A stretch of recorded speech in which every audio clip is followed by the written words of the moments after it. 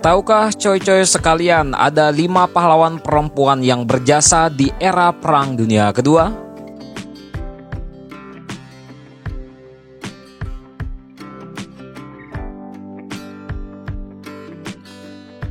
Seperti yang kita ketahui, perempuan hampir selalu diidentikan dengan makhluk yang lemah. Begitu juga saat Perang Dunia Kedua pecah, perempuan diharuskan tinggal di kota, sementara hampir semua pria pergi membela negara di medan perang. Namun tak semua perempuan mau menerima keputusan tersebut. Bahkan tidak sedikit yang kemudian maju ke garis depan dan menjadi pahlawan yang menyelamatkan banyak nyawa. Inilah dia 5 pahlawan perempuan yang paling berjasa di era Perang Dunia Kedua.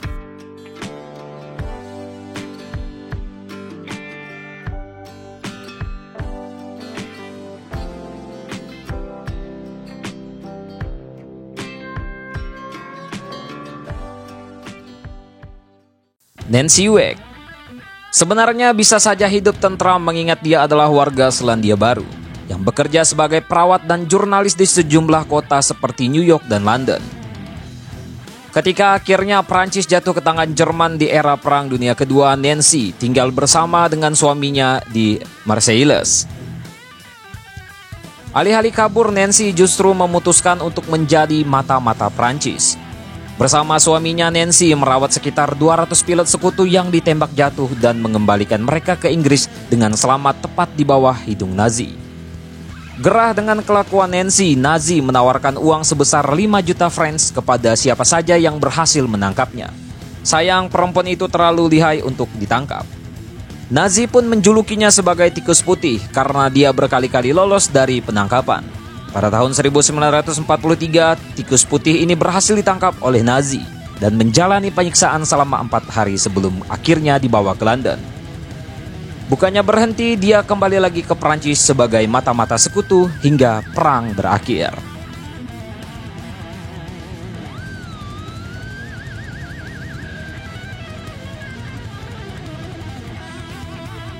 Ruby Bradley adalah seorang perawat berkebangsaan Amerika Serikat yang bekerja sebagai administrator di kamp militer John Hay, Filipina. Pada tahun 1941, Jepang berhasil menguasai Filipina dan memenjarakan semua tentara Amerika termasuk Bradley.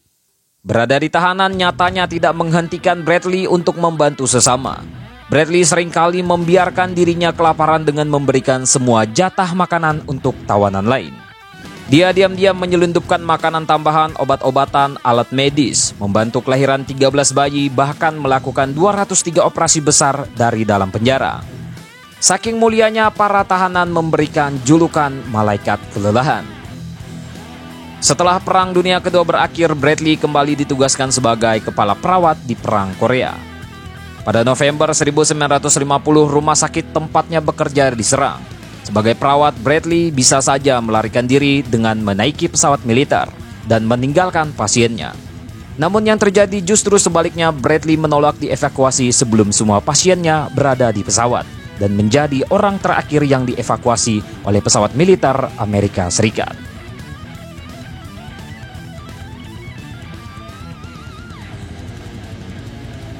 Lahir dari keluarga kaya nyatanya tak membuat Susan Travers mengabaikan orang lain.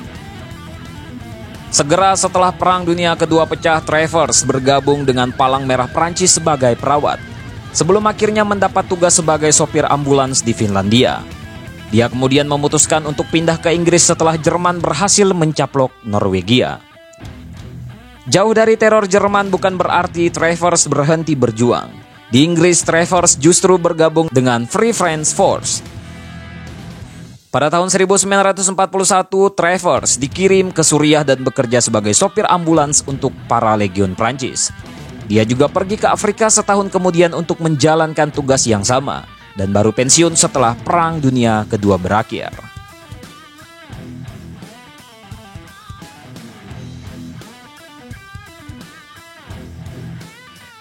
Natalia baru berusia 17 tahun saat Uni Soviet merekrutnya sebagai petugas medis di Perang Dunia Kedua.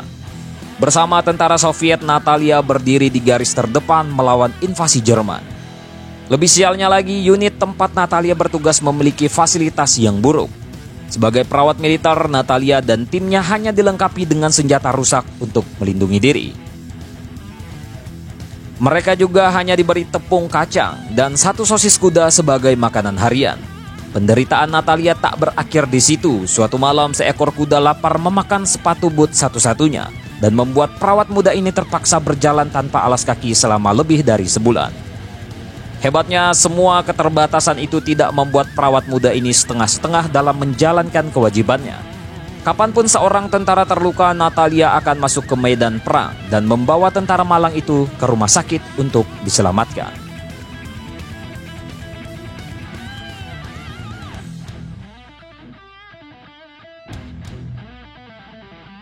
Liz Alnes, atau yang lebih dikenal dengan nama Liz Borsum, adalah putri seorang komposer terkenal Norwegia, Eivind Alnes.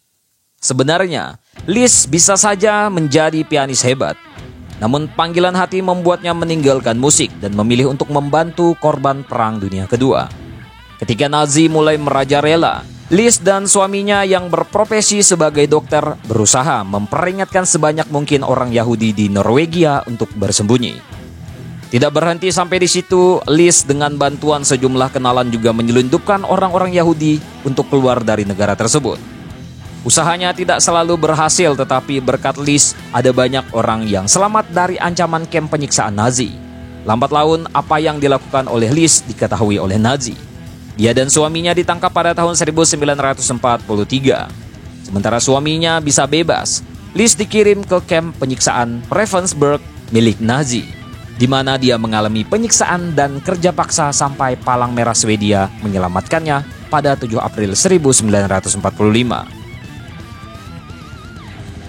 Berusaha menyelamatkan nyawa orang lain di bawah desingan peluru musuh bukanlah suatu yang mudah. Salah-salah justru nyawa kitalah yang akan melayang. Namun kematian nyatanya bukanlah ancaman menakutkan bagi 5 perempuan ini. Saking beraninya, mereka bahkan rela menukar nyawanya sendiri agar orang lain bisa selamat. Kalau Coco sekalian menjadi perawat di zaman era Perang Dunia Kedua, gimana coy? Maukah kalian?